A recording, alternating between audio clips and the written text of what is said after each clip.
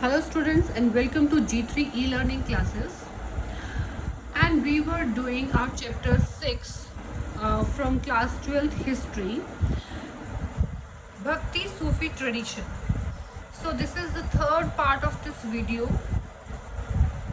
and we will do in this video that how the Islamic tradition uh, came to in India. Okay, कि कैसे सूफ़ी और Islamic जो धर्म है वो यहाँ पर आए और कैसे यहाँ के जो लोगों ने उसको यहाँ पर एक्सेप्ट किया.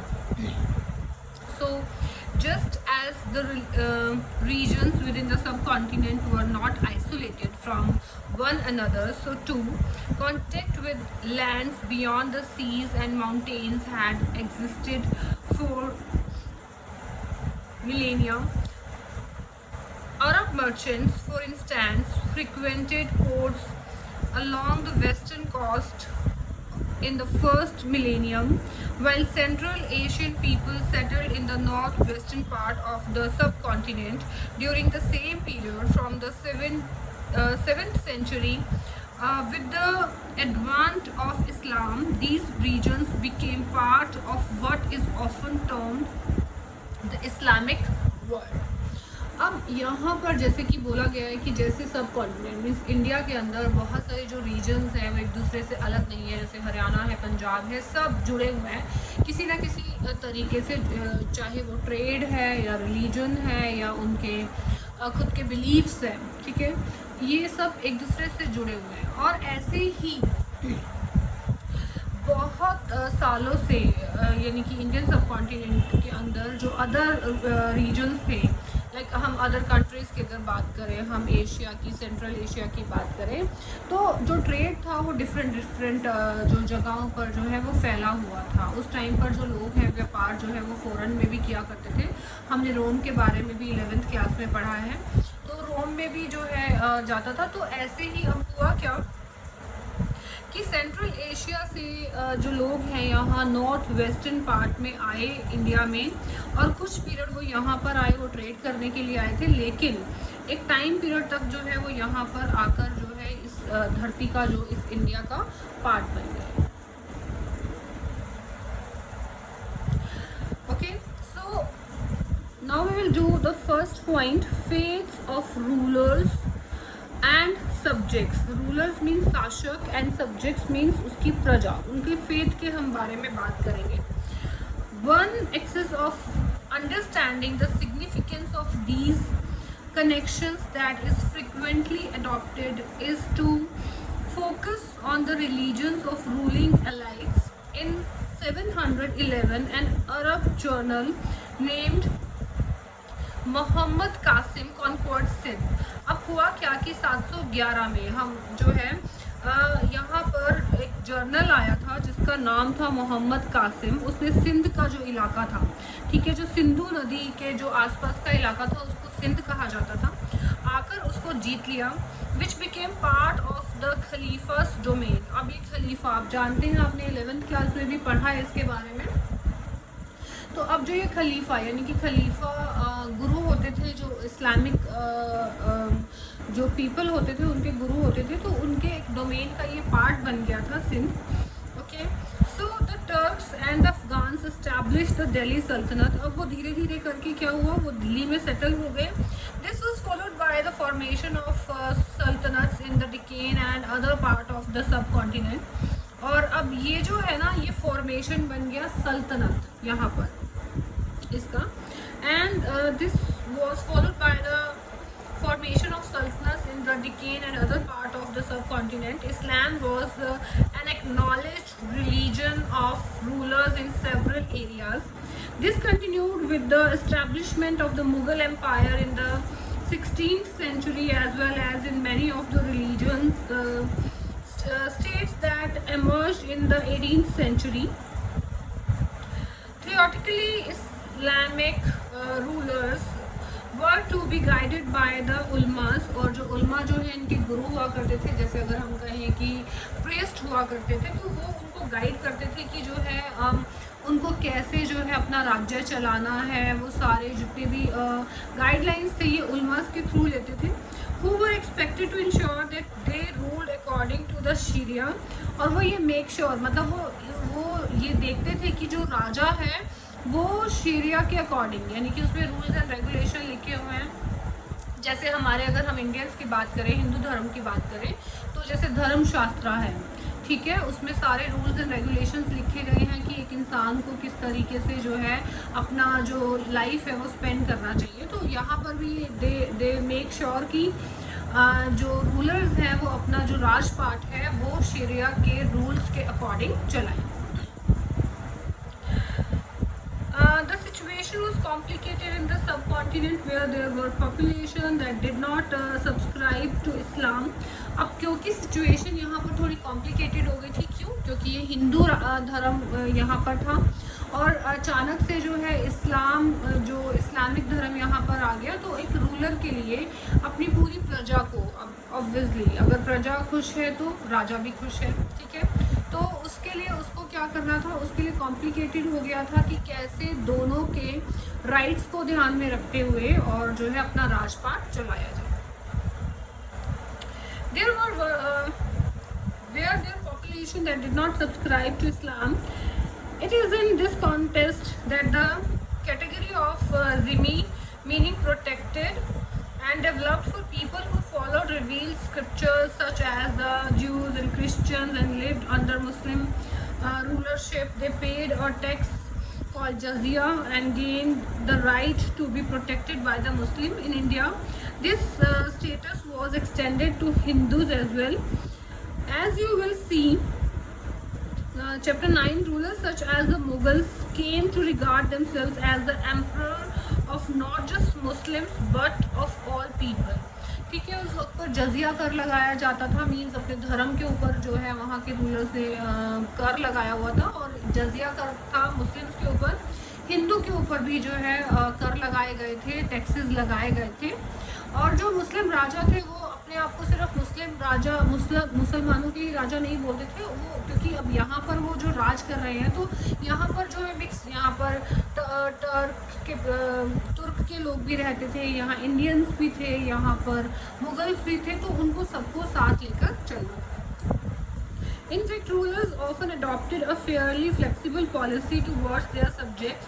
For instance, several rulers gave land and endowments and granted tax exemptions to Hindu, Jaina, Zoroastrians, or Christians and the Jewish religious institutions, and also expressed respect and devotion towards non-Muslim religious leaders.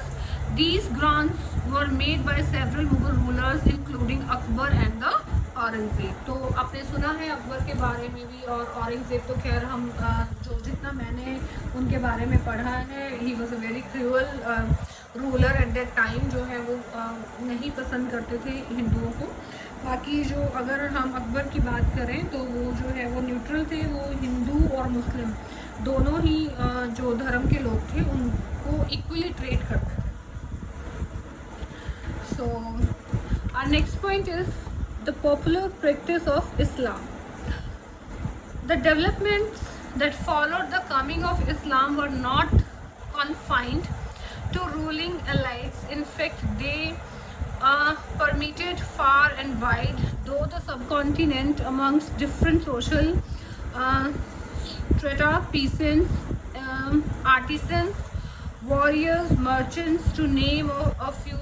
All those who adopted Islam accepted in principle the 5 pillars of faith. अब जो भी इस्लाम को जो मानते थे उनको 5 चीज़ें जो है वो करनी होती थी, उनके लिए रूल्स बनाए गए थे। That there is one God means और सिर्फ एक ही गॉड है, Allah, and prophet Mohammad is his messenger. ठीक है, हमने 11th में पढ़ा था डिटेल में प्रॉफिट मोहम्मद के बारे में, और जो है उनको उनका जो मैसेंजर कहा गया है। Offering prayers 5 time a day, दिन में 5 बार नमाज पढ़ी जाएगी। Giving alarms, fasting during the month of Ramzan, means जो है दान दक्षिणा दी जाएगी और देनी चाहिए, मीन्स उनको ये करना होता था मुस्लिम्स को, और आज भी वो ये सब चीज़ें फॉलो करते हैं। Fasting during the month of Ramzan, Ramzan के महीने में व्रत रखना। And performing the pilgrimage to Mecca, और उनको अपने लाइफ टाइम में एक बार जो है मक्का ज़रूर जाना होता है। However, these universal features are often overlaid with the diversities in practice derived from the sectarians and influence of local customary practices of convert from different social milieus. For example, the Khajahos and the branch of the Islamists developed new modes of communication, disseminating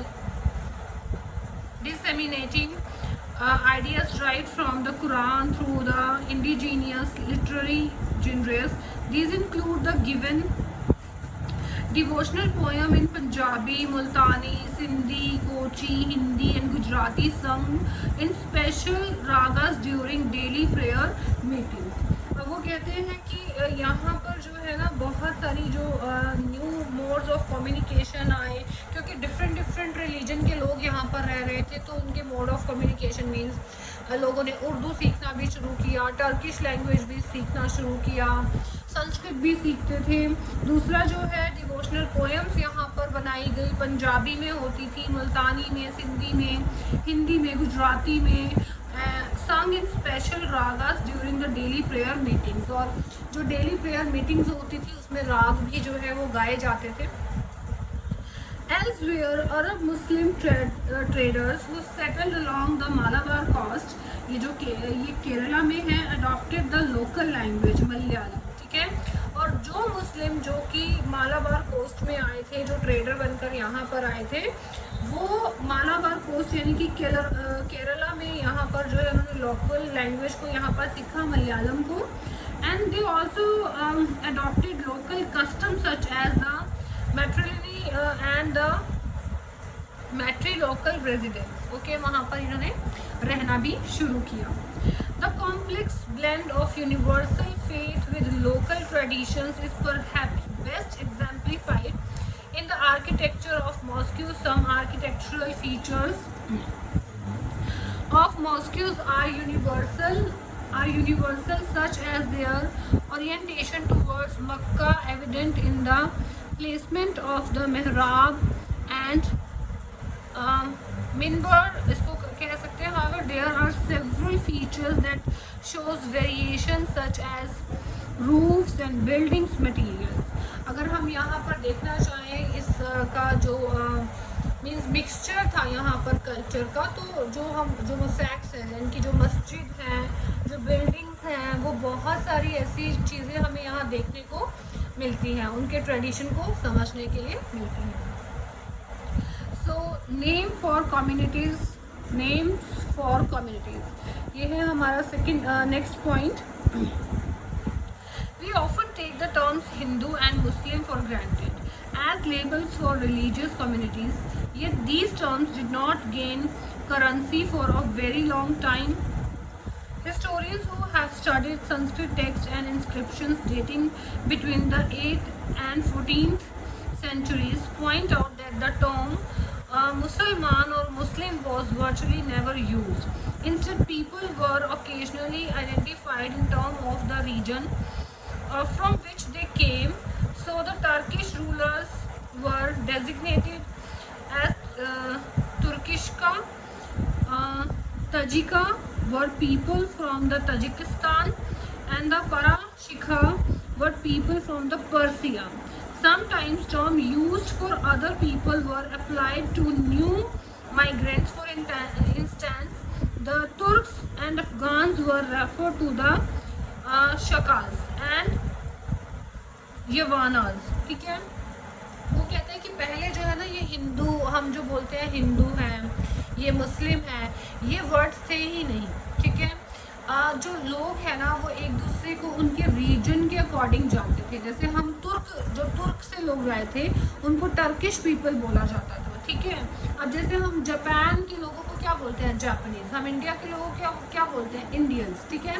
तो ऐसा मुस्लिम और हिंदू कोई word था ही नहीं, तो उनको उनके reason के नाम से बुलाया जाता था। तो धीरे धीरे ये जो वर्ड्स हैं ये सामने आए। A more general term for these migrants communities was Malachas, including that they did not observe the norm of caste society and spoke languages that were not derived from Sanskrit. Such terms sometimes had a derogatory connotation, but they rarely denoted a distinct religious community of Muslims in opposition to Hindus. As we saw, the term Hindu was used in a variety of ways, not necessarily restricted to a religious connotation.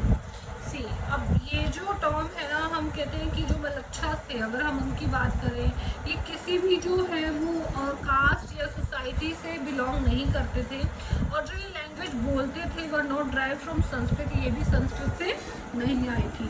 Such terms sometimes had a, but they rarely denoted a distinct religious community of Muslims. और ये जो है ना, ये जो means जो central Asia से जो लोग आए थे ना, उनको मलच्छास बोला जाता था। तो ये कहा जाता है कि जो ये लोग हैं ये मुस्लिम कम्युनिटी से बिलोंग करते थे। So our next point is the growth of Sufism. इसमें हम पढ़ेंगे सूफिज्म के बारे में, ठीक है, सूफी धर्म के बारे में। In the early centuries of Islam, a group of religious-minded people called Sufis turned asceticism and mysticism in protest against the growing materialism of the Caliphate as a religious and political institution. They were critical of the dogmatic definitions and scholastic method of the interpreting the Quran and the Sunnah adopted by the theology, and instead they laid emphasis on seeking salvation through the intense devotion and love for God by following His commands and by following the example of the Prophet Muhammad, whom they regarded as a perfect human being. The Sufis thus sought an interpretation of the Quran on the basis of their personal experience. यहाँ हम बात करेंगे सूफी मत की। जैसे कि अगर हमने कहा कि इस्लाम के आरंभिक जो स्टार्टिंग जो डिकेड्स थे, उसमें धर्म और राजनीति जो है ना एक संस्था के खिलाफत और शिया शक्ति विषय और, ठीक है, उसमें आध्यात्मिक लोग थे उस राजनीतिक संस्था के अंदर। और जो ये है ना, अगर इन्हें सूफी कहा जाने लगा, फिर जो बाद में क्या हुआ कि ये जो इस्लाम के जो ये लोग थे ना, धीरे धीरे क्या हुआ, ये मीन्स इसको हम कहेंगे कि जैसे वैराग्य, ठीक है, वैराग्य में जाने लगे। मीन्स धर्म में जो है ये घर बार छोड़कर जो है सिर्फ भगवान का नाम लेते थे, तो इनको धीरे धीरे क्या कहा जाने लगा, सूफी कहा जाने लगा। और ये जो है ना, ये बहुत ही रूढ़वादी थे और धर्म को बहुत ही उससे जो है कुरान को, पैगंबर को ये बहुत उससे मानते थे। मीन्स बहुत डीप आस्था थी इन चीज़ के अंदर, और ये चाहते थे कि अगर हमें मीन्स यू कैन से कि अगर हमें इस जन्म और मृत्यु से छुटकारा पाना है, तो हमें अपने धर्म और जो कि ईश्वर का जो भी आदेश है उसे बहुत ही डिवोशन के साथ मानना होगा, और जो कुरान है, ठीक है, उसके अंदर जो सीख दी गई है उसको मानना होगा, ठीक है। और ये क्या है, और जो सूफी लोग थे ना, उन्होंने जो कुरान है उसको बहुत ही पर्सनली उसको एक्सपीरियंस करके जो है उसकी मान्यताओं को माना था। So next point is khanqahs and silsilas. खानका, जैसे अगर हम यहाँ पर कहे हैं कि धर्मशाला या ऐसे मठ जहाँ पर भगवान की पूजा अर्चना होती है, तो ऐसे ही इस्लाम में और सूफीज़्म में खानकाह और सिलसिलात होते थे। यहाँ पर इन धर्म को मानने वाले जो लोग हैं, यानी कि जो घर बार छोड़कर सिर्फ भगवान की भक्ति में लग गए थे, तो वो यहाँ रहते थे। यहाँ पर भजन कीर्तन और गज़ल और कवाली, ठीक है, ये सब गाते थे और भगवान को खुश करने के लिए जो है कवाली गाई जाती थी वहाँ पर। और भी बहुत सारे जो रिचुअल्स हैं इनके, ये सब हुआ करते थे। By the 11th century, Sufism evolved into a well-developed movement with the body of literature on the Quranic studies and the Sufi practices. And institutionally, the Sufis began to organize communities around the hospice or the खानकाह, ठीक है, ये Persian word है, controlled by a teaching master known as the शेख, ठीक है। ये जो word है वो अरेबिया में यूज़ किया जाता है। शेख होता है मास्टर, टीचर। तो पीर और द मुर्शिद इन द पर्शियन इनको कहा जाता है। He enrolled disciples and the disciples को कहा जाता है मुरीद्स, ठीक है, एंड अपॉइंटेड अ सक्सेसर। खलीफा को ये जो है अपॉइंट करते थे। He established rule for spiritual conduct and the interaction between the inmates as well as between the lay persons and the master. अब ये खानका मैंने आपको पहले भी बताया कि यहाँ पर जो है खलीफा को अपॉइंट किया जाता था और शेख होते थे, टीचर्स होते थे यहाँ पर, और यहाँ पर जो है भगवान की टीचिंग यानी कि अपने धर्म की शिक्षा दी जाती थी। सूफी सिलसिलास began to crystallize in different part of the Islamic world around the 12th century. The word सिलसिला literally means a chain. सिलसिला बोलते हैं ना, एक सिलसिला चलता है, तो एक चेन चलती आ रही है, signifying the continuous link between the master and the disciple, ठीक है। तो ये चेन किस चीज़ की है? ये रिलेशन की है, एक मास्टर और स्टूडेंट की, टीचर और स्टूडेंट की, गुरु। अगर हम यहाँ पर अगर हम प्योर इंडियन उसमें बात करें तो गुरु की, हम कहते हैं ना कि अगर हमें भव सागर से पार निकलना है, मीन्स अगर हमें जीवन और मृत्यु से बाहर निकलना है तो हमें गुरु की ज़रूरत है। तो ऐसे ही इस्लाम में भी ये माना जाता है। When the sheikh died, his tomb shrine, Persian term meaning court, became the center of the devotion of his followers. अब ऐसा कहा जाता है कि जब शेख यानी कि जो गुरु है वो मर जाता है तो उसकी जो जहाँ पर उसे दफनाया जाता है उसको जो है टॉम यानी कि उसकी जो श्राइन बनाई जाती है और उसको जो एक सेंटर बना दिया जाता है उसके डिवोशन, उसके फॉलोअर्स के लिए। जैसे हम भी, आपने देखा होगा हमारे घरों में भी जो हमारे बड़े बुजुर्ग हैं, शायद हमने कोई गुरु नहीं बनाए हुए, लेकिन जो हमारे पेरेंट्स हैं या हो सकता है आपके दादा दादी हैं या पेरेंट्स हैं, उन्होंने किसी ना किसी को जो है गुरु माना हो। और ठीक है, और जो उनका जो गुरु का जो स्थान है वहाँ जाकर जो है आप गुरु को पूजते हैं और उनके बाद भी आप वो जगह जो नहीं छोड़ते हैं वहाँ जाकर आपको एक अलग सी शांति मिलती है। तो ऐसे ही मुस्लिम उसमें भी कम्युनिटी में भी जो इनके जब शेख यानी कि जो इनके गुरु जब मीन्स इस दुनिया से चले जाते हैं तो वहाँ पर एक श्राइन बना दी जाती है। This encourage the practice of pilgrimage and the ziyarat to his grave particularly on his death anniversary or course, ठीक है। This was because people believe that in death sons were united with God, और ये माना जाता है और हम भी ये मानते हैं कि जब किसी संत की मृत्यु हो जाती है तो वो जो भगवान में विलीन हो जाते हैं, ठीक है। सो मीन्स वो इक्विवेलेंट हम उनको मानते हैं भगवान के।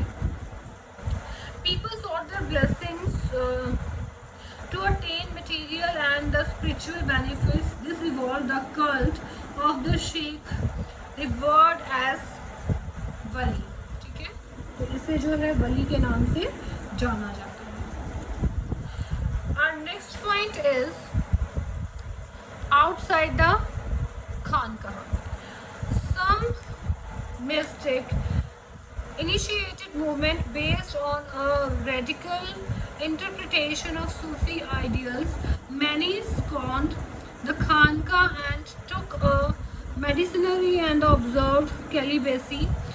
They ignored rituals and observed extreme form of asceticism.